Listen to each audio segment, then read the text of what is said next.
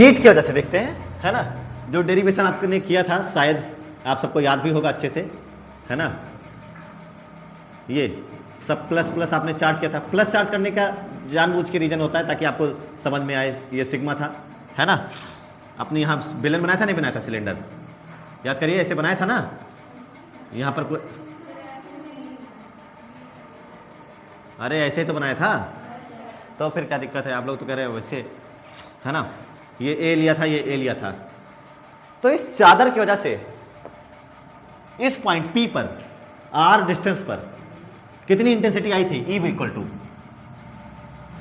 कितनी आई थी, sigma upon 2 epsilon not, ये आई थी। क्या इसमें आर है कि नहीं है? इस पूरे टर्म में कहीं भी आर, यानी आप चाहे यही निकाल लेते ना, और चाहे यहां कैलकुलेट करते, और चाहे यहां कैलकुलेट करते, कोई फर्क ही ना पड़ता, क्योंकि इसको केवल लेना देना है किससे, सिग्मा से। सिग्मा बराबर था क्यू अपॉन ए, क्यू कैसे चार्ज किया, कितना चार्ज दे रखा है इसको, केवल उससे लेना देना है इसको। यानी ये आर पे डिपेंड करती नहीं करती है, चादर के कारण, किसके कारण, चादर के कारण तीव्रता दूरी पर निर्भर करती है नहीं करती है, दूरी पर निर्भर नहीं, अरे बेटा करती है कि नहीं करती, नहीं करती है, कॉन्फिडेंस के साथ बोलिए, नहीं करती है ना। Electric field intensity due to a plane sheet does not depend on the distance from it, इससे कितनी दूरी पर आप बात कर रहे हैं इस पर डिपेंड नहीं करती। स्पेक्ट कॉर्नर्स, कोनों को छोड़ दो बस, एकदम ऊपरी सिरे के और निचली सिरे को छोड़ दीजिए। अगर आपके पास कोई शीट है ना, कोई भी, तो अगर आप यहां से बैठ के बात कर रहे हो तो कोई दिक्कत नहीं, यहां पे बैठ के बात करोगे, यहां पे बैठ के बात करोगे, तो फिर अलग अलग इंटेंसिटी हो सकती है। लेकिन अगर आप केवल किस पे बात कर रहे हो, सेंटर पे हो ना, तो आपको एक जैसी इंटेंसिटी मिलने वाली है, चाहे यहां कैलकुलेट करिए, चाहे थोड़ा आगे और चाहे थोड़ा और आगे। बात समझ आई ना। यानी इसकी वजह से इंटेंसिटी दूरी पे डिपेंड किसकी वजह से करती है, क्या सीधी तार की वजह से करती है कि नहीं करती है कि नहीं है। ये लेमडा लिखा था, इसकी वजह से यहां पर आर बराबर क्या था, A equal to 2k lambda upon R, अपने आप उसमें आर आ गया, देखो। और आर बढ़ेगा तो आपको क्या लगता है, ई बढ़ेगी या घटेगी, आर बढ़ेगा तो ई के सामने थोड़ी है, ई के नीचे है, तो आर के बढ़ने के साथ साथ ई अपने आप घटेगा। खुद ही पता है, चुंबक से जितना, मैग्नेट से जितना दूर जाओगे उसकी पावर उतनी कम होगी, बस सीधी सी बात है। तो वो डिपेंड करती है, लेकिन ये इसकी वजह से डिपेंड नहीं करती है। अब इसी को आगे बताया जाता है, इसी में एक आध दो और केस करा जाता है। अगर मान लो हम दो दो सीट रख, अच्छा एक सेकंड, एक सवाल ही था, ये कंडक्टिंग था या इंसुलेटिंग था, चालक अचालक, कंडक्टर इंसुलेटर, इंसुलेटर, क्या रीजन था इसका अचालक लेने का, ताकि जब चार्ज रखा जाए इस पर तो चार्ज वहीं रहे। सबने पढ़ा था चालक अचालक दो तरीके के, चालक किसे कहते हैं, कंडक्टर किसे कहते हैं, जिसमें चार्ज का फ्लो हो। ये सब बेटा 8th 9th की डेफिनेशंस हैं। कंडक्टर वो होता है जिसके भीतर इनसाइड नेट चार्ज 0 होता है, कुल आवेश 0 होता है, और जिसको अगर चार्ज दिया जाए तो उसके पूरे सरफेस पर फैल जाता है, वो है कंडक्टर। वो सब चालक की डेफिनेशन घिसी पिटी यहां नहीं बात करेंगे हम लोग, है ना। और इंसुलेटर क्या होता है, अगर अचालक है ना, इंसुलेटर का मतलब, अगर ये अचालक है नहीं है, बताओ ये है ना, तो अगर इसको यहां पर अगर मैंने 10 कूलाम का चार्ज दे दिया हो किसी तरीके से ना, तो वो 10 कूलाम यहीं पर बैठा रह जाएगा, इसे बोलते हैं इंसुलेटर, अचालक, समझे। इंसुलेटर में चार्ज मूव नहीं करता, अचालक में आवेश रुका रहता है, नाम ही है उसका इंसुलेटर, अचालक। तो ये बात आपको समझ में आ गई है। अब हम लोग क्या करते हैं, कहो तो प्लेट के कारण बता दें, है ना, या फिर दो सीट रख करके। तो आइए इसके लिए एक आध दो सवाल लगा लेते हैं। इसका कभी कभी न्यूमेरिकल में भी आ जाता है, कॉन्सेप्ट पता है ना, प्लस होता है तो फील्ड लाइन दूर होती है, पास होती है, प्लस होता है तो दूर होती है ना। तो अब हम लोग इसी फार्मूले को यूज करके हुए दो चादर रखते हैं, दो चादर, ध्यान से देखिएगा, ये रख लिए पहली चादर, है ना, दो सीट बगल बगल, इसका जो सरफेस चार्ज डेंसिटी है वो सिग्मा 1 है, ऐसे है, और इसके बगल दूसरी रख लेते हैं, है ना, दूसरी सिग्मा, ये भी प्लस प्लस कर लेते हैं। एक काम करें, चार्ज दे देते हैं, चलो जैसे चाहो वैसे दे दो, plus plus plus plus plus सब प्लस, ठीक है, सब सेम ही है, ठीक है। और ये क्या है, सिग्मा 2, दोनों सेम चार्ज है, अलग अलग सेम है ना, नेचर सेम है दोनों का, प्रकृति दोनों की सेम है। दो पतली चादर के कारण तीव्रता, है ना, intensity due to 2 thin sheets. इसके वजह से। तो इसका पृष्ठीय आवेश घनत्व सिग्मा 1 है, इसका सिग्मा 2 है ना, और इसको दोनों को दोनों चार्ज हैं। और अब आपको इंटेंसिटी बतानी है इन दोनों चादर की वजह से। आप कहाँ कहाँ बता सकते हो, अगर आपके सामने दो चादर रखी जाए, दो, एक नहीं दो, ऐसे, तो आप कहाँ कहाँ बता सकते हो इंटेंसिटी? नंबर 1 बीच में, नंबर 2 बाहर इधर, और नंबर 3 बाहर इधर। क्या 3 साइड में बताया जा सकता है? यानी इसमें भी कितने पॉइंट हो सकते हैं? 1 इधर, 2 इधर और 3 इधर। कितने पॉइंट हो जाएंगे? 3 पॉइंट हो जाएंगे। आइए उन तीनों पॉइंट्स को हम मार्क कर लेते हैं पहले। तो यहाँ सबसे पहले पॉइंट 1, यहाँ पर पॉइंट 2 और यहाँ पर पॉइंट 3। तीनों पॉइंट क्लियर है सबको? अब इस चादर 1 की वजह से 1 पर इंटेंसिटी किधर होगी? राइट लेफ्ट, 1 की वजह से, 1 की वजह से, राइट लेफ्ट, राइट या लेफ्ट, 1 के क्या प्लस है? प्लस है तो दूर होंगी, तो क्या E1 ऐसे होगा? अरे A1 ना रखो, इसको A रखो, क्योंकि 1 ऑलरेडी एक बार यूज हो चुका है ना। इसको B रखो, इसको C रखो, ठीक है। अब बताओ क्या ये होगा E1? E2 किधर होगा, राइट या लेफ्ट? E2, इस पॉइंट पर E2 किधर होगा, राइट या लेफ्ट? राइट या लेफ्ट? सब लोग सोचो, राइट लेफ्ट, राइट या लेफ्ट? अपने कॉमन सेंस से सोच। प्लस होता है तो क्या फील्ड लाइंस दूर होती हैं? राइट लेफ्ट, राइट या लेफ्ट? प्लस है तो दूर होती हैं। अगर तुम्हारे मन में इधर को आ रहा होगा तो तुम नंबर 1 के बेवकूफ हो बेटा। ये राइट है और ये राइट है, उसकी तरफ जा रही है फील्ड लाइंस, और ये गलत है। अब कई बच्चों के मन में पहले शुरू से बोल रहे थे sir right right right. Right कैसे हो सकता है? प्लस है तो दूर होगी, 2 है ना, इधर ही होगी। ये पॉइंट A है, फील्ड लाइंस इधर ही होगी, ये होगा आपका E2। खत्म। चलो C पर ध्यान दीजिए। 1 की वजह से राइट लेफ्ट, 1 की वजह से राइट E1, और 2 की वजह से राइट, 2 की वजह से भी राइट ही होगी। B पर बात करो। 1 की वजह से, 1 की वजह से, 1 की वजह से राइट E1, 2 की वजह से लेफ्ट E2। कहां जुड़ेंगी, कहां घटेंगी? कहां जुड़ेंगी, कहां घटेंगी, कहां ऐड होंगी, कहां सब्सट्रैक्ट होंगी? क्या A और C पर एक के डायरेक्शन में दिख रहा है? एक ही डायरेक्शन में दोनों है, तो यहां दोनों डायरेक्ट ऐड हो जाएंगी, और क्या यहां सब्सट्रैक्ट हो जाएंगी? बस। तो मैं क्या ले सकता हूं, ध्यान से देखिए, बाहर बात करते हैं। एट पॉइंट कौन कौन से बेटा? A and C। क्या बिंदु A और C पर अगर आप बात करेंगे तो जो E नेट लिखने की कोशिश करोगे, क्या वो होगा E1 प्लस E2? डायरेक्ट जोड़ लोगे। इसमें कोई वेक्टर लॉ एडिशन वगैरह लग, तो वेक्टर लॉ ऑफ एडिशन ही लग रहा है, लेकिन आपको पता नहीं चलता। अगर दोनों एक के डायरेक्शन में होते हैं तो हम डायरेक्ट जोड़ लेते हैं, और दोनों अपोजिट डायरेक्शन में होते हैं तो हम उनको घटा लेते हैं डायरेक्ट। कोई मेहनत नहीं करते, कोई फार्मूला, कोई कॉन्सेप्ट नहीं, जो आपको आता है वही करना है बस। क्लियर है? तो बस ई नेट को मैंने ई लिखा। E1 कितना होगा? इसकी वजह से, इसकी वजह से कहीं भी जा, कहीं भी जा, इसकी वजह से कितना होगा? सिग्मा नहीं बेटा, सिग्मा 1/2 एप्सिलॉन नॉट। हाँ, इसकी वजह से कितना होगा? इस पॉइंट पर, इसकी वजह से इस पॉइंट पर कितना होगा? Sigma 2/2 epsilon not. क्या आप सबको पता है? डिस्टेंस से कोई लेना देना नहीं है, इसको पता ही नहीं पता है, ऊपर ही लाइन लिखी गई है। यानी आप चाहे डिस्टेंस बढ़ाइए घटाइए, कोई फर्क नहीं पड़ेगा, बहुत दूर भी मत जाइए। तो E1 हो जाएगा sigma 1/2 epsilon not, plus E2 कितना हो जाएगा? Sigma 2/2 epsilon not. क्या कॉमन है? 1/2 एप्सिलॉन नॉट कॉमन है, तो E इक्वल टू हो जाएगा 1/2 एप्सिलॉन नॉट, और क्या हो जाएगा? सिग्मा 1 प्लस, दोनों प्लस प्लस चार्ज रखा है मैंने, दोनों माइनस माइनस चार्ज रखते तो भी यही होता कि ना होता? चलो भाई, ये किसके किस पे हो गया? A और आप किस पे कैलकुलेट कर लो? दूसरा किस पे कैलकुलेट करोगे? हाँ, अब कौन बचा? A और C तो हो गया, 3 तो पॉइंट था, अब कौन बचा? केवल B। तो B पर बात करोगे, एट पॉइंट B, बिंदु B पर अगर बात करो तो आपको दोनों इंटेंसिटी एक ही डायरेक्शन में अलग अलग, तो आप लोग क्या लिखोगे? E नेट क्या लिखा जाएगा? E1 माइनस E2 या E2 माइनस E1? तुम्हें पता ही नहीं है सिग्मा 1 ज्यादा है कि सिग्मा 2, पता नहीं है कौन ज्यादा है, पता है किसी को? तो फिर क्या मान लिया जाए? सिग्मा 1 ज्यादा है। क्या माना जाए? सिग्मा 1 ज्यादा है और सिग्मा 2 मैंने ये मान लिया, तो मैं क्या लिखूंगा? E1 माइनस E2, तो यहां पर हो जाएगा E, है ना। ये E बेटा कहां है? बाहर है कि अंदर है? बाहर है कि अंदर, तो E आउट और ये E इन।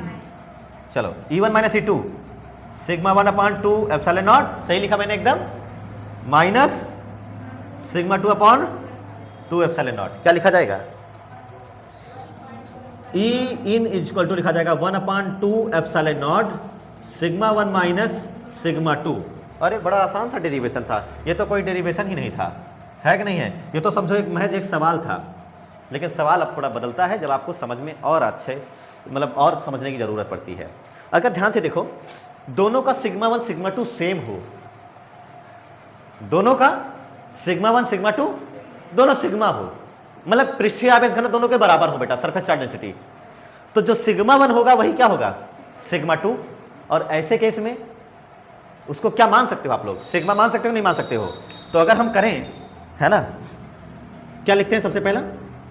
देखो अगर दोनों सिग्मा 1 सिग्मा 2 अलग अलग है बेटा तो यही फार्मूला लगेगा, और अगर सेम है, यदि सिग्मा 1 बराबर सिग्मा 2 बराबर सिग्मा, अगर ये दोनों सब इक्वल हैं, जो सरफेस चार्ज डेंसिटी इसकी है वही इसकी हो, तो आपको क्या लगता है क्या सिग्मा 1 प्लस सिग्मा 2 जुड़ जाएगा कि नहीं जुड़ जाएगा? सिग्मा प्लस सिग्मा कितना सिग्मा? 2 सिग्मा। तो फिर ई आउट जो लिखोगे, नंबर 1, अब दूसरा चीज चलेगा, ई आउट जो लिखोगे वो लिखोगे 1/2 epsilon not into sigma plus चाहे सिग्मा 1 को भी सिग्मा लिख, सिग्मा 2 को भी सिग्मा लिख सकते हो, तो सिग्मा प्लस सिग्मा कितना होगा? 2 सिग्मा, 2 से 2 गया, बचा कितना? ई आउट सिग्मा अपॉन बढ़ी की घटी, बढ़ी की घटी, इंटेंसिटी ज्यादा हुई या कम? इंटेंसिटी ज्यादा हुई या कम? ऊपर देख सिग्मा अपॉन 2 एप्सिलॉन नॉट, नीचे देख सिग्मा अपॉन एप्सिलॉन नॉट, बढ़ी की घटी, क्या बढ़ गई? अरे यार दिख नहीं रहा है, बढ़ी की घटी घट गई। अबे वो डिनोमिनेटर में 2 है, हर गायब हुआ है। 1/4 को 1/2 करोगे, जब 1/4 लिखा हो और 1/2 कौन ज्यादा है? 1/2 ज्यादा है। 1 को 4 हिस्से में कर दो, 1 रुपए का 4 हिस्सा करोगे 25 पैसा आएगा, और 1 रुपए का 2 हिस्सा करोगे तो 50 पैसा आएगा, ज्यादा है 1/2। अब ज्यादा, एक सेकेंड, तुम लोग खुद से नहीं सोचे? अभी तक अकेले प्लेट कितनी लगाती थी? सिग्मा अपॉन, अब तो 2 प्लेट हो गई, तो बढ़ाएगी घटाएगी? बढ़ाने के लिए आएगी ना, 2 प्लेट है, कॉमन सेंस सोचना चाहिए था सर, 2 प्लेट है बढ़ाएगी, जुड़ रही है, जुड़ने के बाद भी कम हो सकता है क्या? बढ़ जाती है, डबल प्लेट है।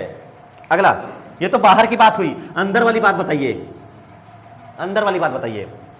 ई इन बताओ सब लोग, क्या 1/2 एप्सिलॉन नॉट इनटू क्या लिखोगे?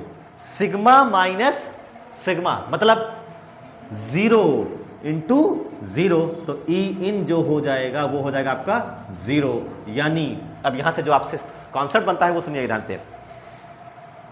समान पृष्ठीय आवेश घनत्व वाली 2 चादरों के बीच में तीव्रता कितनी होती है? 0। इंटेंसिटी हमेशा कितनी होगी? 0 होगी। सेम सरफेस चार्ज डेंसिटी, अगर दोनों की पृष्ठीय आवेश घनत्व दोनों क्या है? समान है, और दोनों पर चार्ज भी सेम है, मतलब चार्ज सेम मतलब नेचर सेम हो, दोनों प्लस प्लस हो या फिर दोनों माइनस माइनस हो, दोनों अगर सेम नेचर की हैं, तो उनके बीच में 0 होगा, और हाँ बीच में क्या होगा? 0, और बाहर कितना होगा? सिग्मा अपॉन एप्सिलॉन नॉट, चाहे यहां निकालो और चाहे यहां निकालो। इसके अकेले की वजह से इतना है, लेकिन दोनों की वजह से कितना होगा? यहां पर sigma upon sigma upon epsilon, ये होता है।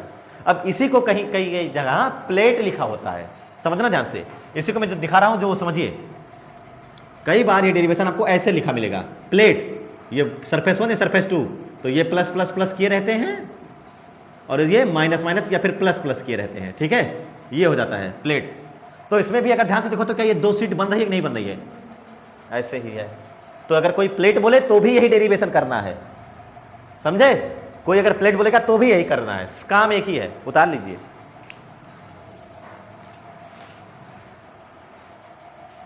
चलिए देखिए, अभी तक दोनों किस नेचर की थी? अपोजिट या सेम? सेम, अभी तक यही थी, लेकिन इस बार का कॉन्सेप्ट क्या कह रहा है? इस बार नेचर अलग अलग है, एक प्लस है दूसरी माइनस है ना, अपोजिट। ये दोनों माइनस हो जाएगा तो क्या फार्मूला वही रहेगा, बदल जाएगा? वही रहेगा, दोनों नेचर तो सेम है। अब ध्यान से देखते हैं, ए पर ध्यान से देखो, इस एक की वजह से राइट लेफ्ट, एक की वजह से right left, right left left even, 2 की वजह से, 2 की वजह से क्या माइनस है तो उधर बना दे माइनस की तरफ, तो ये हो जाएगा A2। ऊपर देखो और नीचे देखो, दोनों में डिफरेंस देख। अगर सेम नेचर की होती है तो एक ही तरफ हो जाता है बाहर, लेकिन अगर अपोजिट नेचर की है तो क्या दोनों अलग अलग हो जाता है। और इधर देखो C पर 2 की वजह से, 2 की वजह से, 2 की वजह से C पर क्या लेफ्ट होगा, क्या माइनस की तरफ भागती है, तो माइनस की तरफ होगा तो ये होगा E2।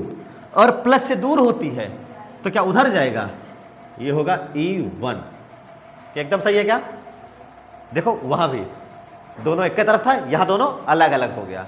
अब बचा कौन बीच में? अब आपको बताओ बीच में क्या होगा, दोनों एक ही तरफ होंगी कि अलग अलग होंगी?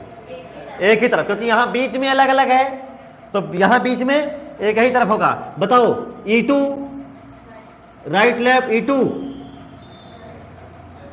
E2 राइट या लेफ्ट, E2 E2 सब लोग बोलो। E2 किधर जाएगी? क्या नेगेटिव की तरफ ही रहेगी? तो बना दो नेगेटिव की तरफ E2। सोचो इतना आसान है। और E1 E1 राइट या लेफ्ट, क्या प्लस से दूर होती है तो यानी E1 भी इधर जाएगी। ये हो गया आपका E1, है कि नहीं है? ये हो गया आपका E2 और ये हो गया आपका E1। देखिए अब तो हो जाएगा शायद।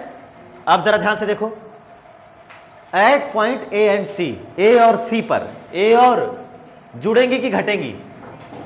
A और C पर जुड़ेंगी या घटेंगी बेटा? क्या आपको दोनों अलग अलग डायरेक्शन में दिख रही हैं? तो करना कुछ नहीं है, जो प्लस है उसको क्या कर दीजिए, माइनस, माइनस और माइनस। इसीलिए मैंने मिटाना नहीं था, मेरा टाइम इंक दोनों बच रहा है। और B पर ध्यान से देख, B पर क्या हाल होगा? B पर क्या हाल होगा बताइए सब लोग? B पर हो जाएगा प्लस, क्योंकि दोनों एक के डायरेक्शन में हैं, तो प्लस और प्लस, फार्मूला पूरा बदल गया। अब बात आती है इन सब की, अब बात आती है इन सब की। अगर सिग्मा 1 और सिग्मा 2 दोनों के सेम होंगे तो आउटसाइड कितनी होगी बेटा? 0, यानी ये आउट में चली जाएगी और इनसाइड में ये हो जाएगा, है कि नहीं है? तो मैं इसको थोड़ा चेंज कर देता हूं बेटा, ये हो जाएगा आपका इनसाइड और ये हो जाएगा आपका आउटसाइड।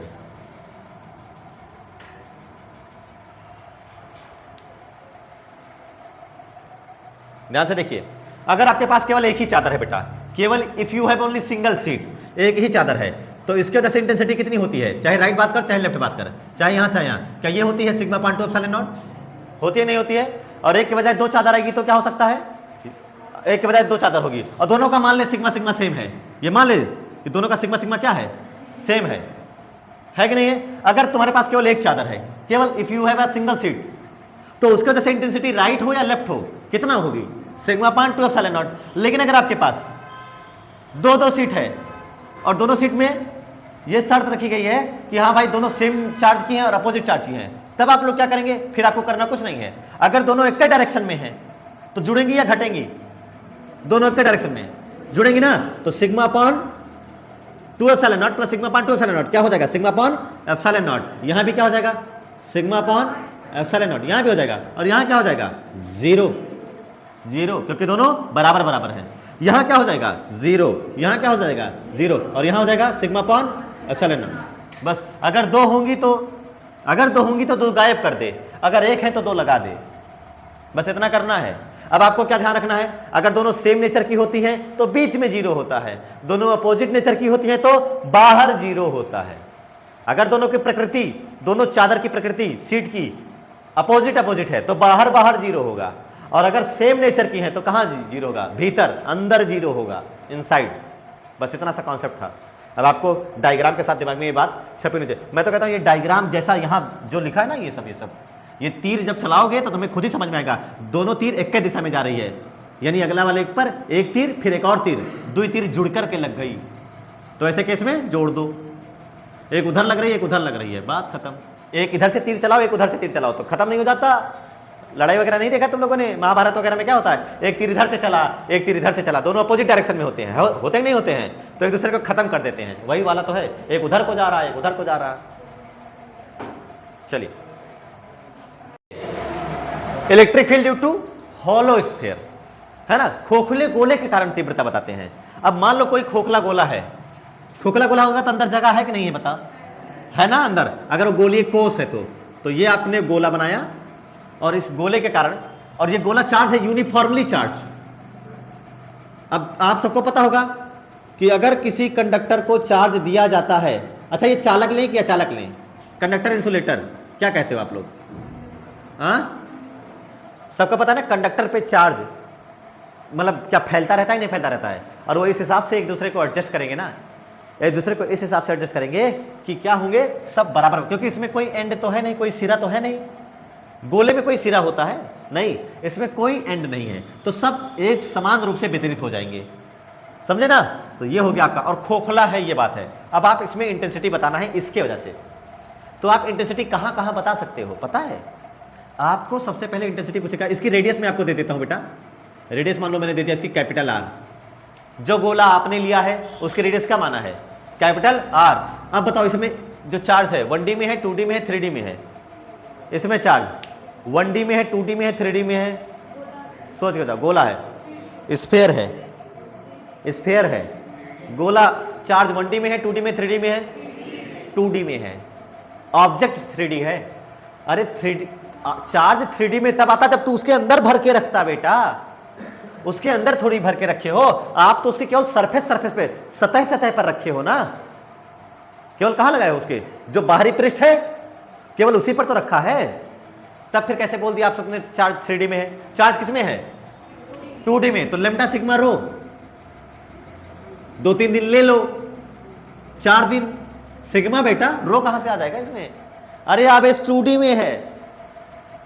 अब आपको इसका जैसे बताना है, कहां कहां बता सकते हो जानते हो? कहां कहां पूछा जाएगा एग्जाम में? पहला गोले के बाहर, दूसरा गोले के ठीक बाहर, जस्ट आउटसाइड, या फिर एट सरफेस पृष्ठ पर, और तीसरा कहां पूछेगा बताओ? पता है? अंदर। तो टोटल कितने पॉइंट हो गए? 3 जगह बताना है। जैसे अभी आपने 2 सीट रखी थी, तो एक अंदर, एक इस साइड वाला बाहर और एक इस साइड वाला बाहर, 3 किए थे नहीं किए थे? इसमें आपको ध्यान ये देना है। अच्छा मैंने आपसे एक सवाल पूछा था, पता है चालक क्या होता है? कंडक्टर, कंडक्टर वो होता है फिर वही घिसी पिटी डिप्रेशन जिसमें आवेश का प्रवाह हो जाए, जिसके भीतर क्यू नेट कितना होता है? 0, जिसके अंदर कोई चार्ज, नेट चार्ज हमेशा कितना होता है? 0, वो है कंडक्टर, वो है चालक। और चालक गोला लिया तुमने, हाँ खोखला है, सारा चार्ज कहां समाया रहता है? सतह पर। केवल जो चार्ज रहता है ना, क्यू रहता है कहां पर? सतह पर, सरफेस पर ही रहेगा। तो अंदर नेट चार्ज 0 है, बाहर सारा चार्ज है कहां पर? सरफेस पर। तो यहां पर इंटेंसिटी बतानी है बाहर, एक जस्ट आउटसाइड यानी सरफेस पर, और तीसरा कहां बताना है? अंदर। क्या पॉइंट हो गया? क्लियर है? तीनों पॉइंट क्लियर है बेटा? अच्छा ध्यान से देखो, जब आप बाहर जाके बात करोगे तो क्या इतनी दूरी ली जाएगी सेंटर से? सेंटर से कितनी दूरी? क्या इतनी दूरी? इसको मैंने लिखा स्मॉल आर। अब तुम घबरा गए, अरे सर ये कैपिटल ये स्मॉल, ऐसे ही करते हैं, ठीक है, ये स्मॉल आर दूरी पर। और यहां पर जब आओगे तो क्या ये भी दूरी होगी कि नहीं होगी एक? और यहां पर जब जाओगे तो ये भी एक दूरी होगी। इस वाले केस में बाहर जब आप हो, आओ सारी दूरियां मानते हैं, ठीक है, सारे पॉइंट्स भी मानना शुरू करते हैं, है ना, फिर आपको और अच्छे से समझाते हुए चलते हैं। ऐसे करेंगे तो फिर समझो डेरिवेशन मुझे ही समझ में आया है, आपको नहीं आया। पहले कहां बताना चाहोगे, बाहर या अंदर? पहले कहां बताना चाहोगे? मैं आपको एक बात बताऊं, अंदर सबसे आसान है, तो कहां पहले जानना चाहोगे? अंदर। कहां? बताऊंगा बाहर, ठीक है। तो सबसे पहले जस्ट आउटसाइड नहीं, बाहर, आउटसाइड। हम लोग बात करने चल रहे कहां पर? बाहर। और जब बाहर बताने चल रहे हो बेटा, ये गोला है कि नहीं पहले देख लो, है ना गोला, और आप इससे कितनी दूरी पर जाकर के बात कर रहे हो? ये सेंटर से इसके आर दूरी पर, ये कितनी है? आर। ये कहां? यहां कोई पॉइंट पी है जिससे आपको क्या बताना है? इस पॉइंट पी पर क्या पता करना है? वैद्युत क्षेत्र की तीव्रता ई ड्यू टू हॉलो स्फीयर, वैद्युत क्षेत्र की तीव्रता बताने आए हो, यही करने आए ना। अब बताओ आपको किसके नियम से बताओगे? ये किसके नियम से? गॉस के नियम से, क्योंकि गॉस के नियम का एप्लीकेशन पढ़ा जा रहा है। तो जब गॉस के नियम से पढ़ रहे हो तो गॉस का नियम कौन से आवेश के लिए सही होता है? खुले हुए आवेश के लिए, बंद आवेश के लिए? ये क्या है, खुला या बंद? खुला बंद। ये आवेश, अरे इस पे सरफेस पे रखा है बेटा, ओपन है, तो क्या इसको क्लोज करना पड़ेगा? क्लोज करने के लिए क्या एक गॉसियन सरफेस चाहिए होगा? गॉसियन सरफेस कहाँ से पास करे? जिस पॉइंट पर इंटेंसिटी बतानी होती है। गॉसियन सरफेस कैसा हो, सिलेंड्रिकल हो या क्यूब हो? इसका गॉसियन पृष्ठ। इस गोले को घेरने के लिए क्या एक और गोला आपको बनाना पड़ेगा? है कि नहीं है? इस गोले को घेरने के लिए आपको एक और गोला बनाना पड़ेगा, जिसकी रेडियस कितनी ली है आपने? कैपिटल आर या स्मॉल आर? Small R. ये क्या है? क्या ये आपका गॉसियन सरफेस है कि नहीं है? जो ऐसे बनाया आपने, माना है कि नहीं है? अब इससे गुजरने वाला फ्लक्स बताना है, केवल इससे गुजरने वाला फ्लक्स। अब आप लोग ध्यान से देखिएगा जो मैं लिखने की कोशिश कर रहा हूं। जस्ट आउटसाइड सबको फार्मूला पता है? Integration E close D A बराबर क्यू अपॉन, पता होगा सबको? चलो बताओ।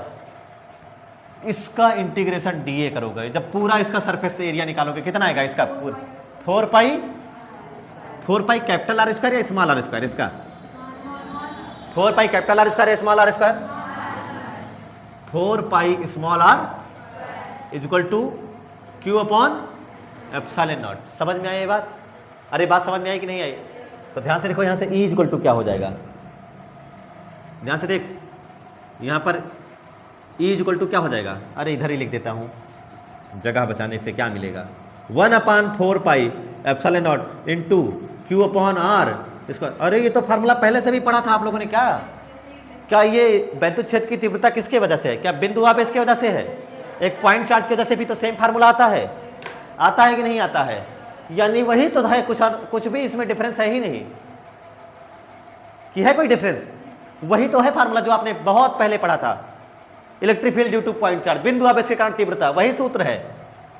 4 पाई नियतांक है, एप्सिलॉन नॉट कांस्टेंट है, आर गोले से, सेंटर से गोले के बाहर की डिस्टेंस कहां पे मेजर कर रहे हो? रेडियस नहीं है, गोले जो गोला दिया गया उसके सेंटर से, उसके केंद्र से बाहर जितनी दूरी पर हो वो है ये आर है डिस्टेंस। क्यों क्या है? क्या तुम्हें आप चार्ज पता है कि सिग्मा पता है? तो ये तो लगेगा ही नहीं, तब तो ये लगा ही नहीं सकते। तो मुझे क्यू को बदलना पड़ेगा। क्यू बराबर क्या होता है? और सॉरी, सिग्मा बराबर क्या होता है? सिग्मा बराबर क्यू अपॉन, यहां से क्यू बराबर क्या हो जाएगा? सिग्मा इंटू ए बराबर यार, यहां से ए बराबर, ये वाला बताओ इसका एरिया क्या होगा? एरिया बताइए सब लोग। 4 पाई कैपिटल आर या small R? 4 pi capital R. Sigma किसकी प्रॉपर्टी है? बड़े गोले की, छोटे गोले की? तो यहां पर कैपिटल आर या स्मॉल आर? तो 4 पाई कैपिटल आर स्क्वायर। देख क्या शानदार फार्मूला, क्या बढ़िया रिजल्ट आने वाला है आपके सामने। ई इक्वल टू अगर मैं लिखना चाहूं तो लिखूं 1/4 pi epsilon not into Q की जगह पर sigma into 4 pi R square upon R square. क्या 4 पाई से 4 पाई चला जाएगा? ई बराबर क्या आया? Sigma upon epsilon not, sigma upon into R square upon R square. ऊपर बड़ा आर, नीचे छोटा आर। बाकी सिग्मा अपॉन एप्सिलॉन नॉट अभी थोड़ी देर पहले ही पढ़ के आए हो। जब 2-2 प्लेट हो जाती है, होती है नहीं होती है, तब सिग्मा अपॉन एप्सिलॉन नॉट आ जाता है। 2-2 सीट, 2-2 चादर। तो एक ये फार्मूला न्यूटन पर कूलाम और ये फार्मूला वोल्ट पर मीटर, दोनों एक ही चीज है, अलग अलग? अरे यही है। लेकिन इससे क्या पता चला? ध्यान से देखो, इससे क्या पता चला? पहले वाले फार्मूले से क्या बात हम लोग लिख सकते हैं? पहली वाली बात से। पहला, क्या ये फार्मूला कभी पढ़ा था आज तक? नहीं पढ़े थे। क्या ये फार्मूला पढ़े थे? हाँ। ये फार्मूला अब और कहां पढ़े थे? क्या बिंदु आवेश के कारण तीव्रता, intensity due two point charge, यही तो है। इसका मतलब है आप ये कह सकते हैं, सोच ध्यान से, कोई चीज पॉइंट चार्ज कब कहा जाता है? कोई बिंदु आवेश, कोई चार्ज बिंदु आवेश पॉइंट चार्ज का दर्जा कब पाता है? अगर वो इतना बड़ा चार्ज है तो इसे पॉइंट चार्ज कब कहोगे? जब इससे बहुत दूर जाओगे, तभी तो पॉइंट चार्ज कहलाता है। तभी तो इतना बड़ा गोला आपको इतना छोटा दिखेगा। अरे इतने बड़े बड़े स्टार्स हैं, सन से भी बड़े बड़े स्टार्स हैं, लेकिन तुमको पॉइंट नजर इसलिए आ रहे हैं क्योंकि आप बहुत दूर हो। तो जब डिस्टेंस बहुत ज्यादा होगी तो अपने आप क्या नजर आएगा? Point charge. और ये फार्मूला भी देख के इसके वजह से आया है, पॉइंट चार्ज की वजह से। है क्या चीज ये? पॉइंट चार्ज है या गोला है? गोला है नहीं गोला है, लेकिन फार्मूला क्या आया है? पॉइंट चार्ज की जैसा। और डिस्टेंस आर कहां से है? सरफेस से या सेंटर से? सेंटर से। तो क्या आप ये मान नहीं सकते कि सर सारा का सारा जो चार्ज है ये हम मान ले कि ये गोला चार्ज नहीं है बल्कि बिंदु चार्ज है, ये पॉइंट चार्ज नहीं, सॉरी ये स्फीयर चार्ज नहीं है बल्कि ये पॉइंट चार्ज है, बिंदु आवेश है। और बिंदु आवेश सब कहां रखा है? क्या सेंटर पर? सब यहां रखा है। और यहां से डायरेक्ट फार्मूला लिखने का मुझे फार्मूला आता है Q अपॉन R स्क्वायर, होता ही नहीं होता है। तो कोई एक समान आवेश, कोई आवेशित गोला, उसके कारण तीव्रता, जो उसके कारण इंटेंसिटी बता रहे हो, कैसे एक्ट करता है? एक समान आवेशित गोला ऐसे एक्ट करता है जैसे मानो कि सारा चार्ज कहां रखा है? उसके सरफेस पर या सेंटर पर?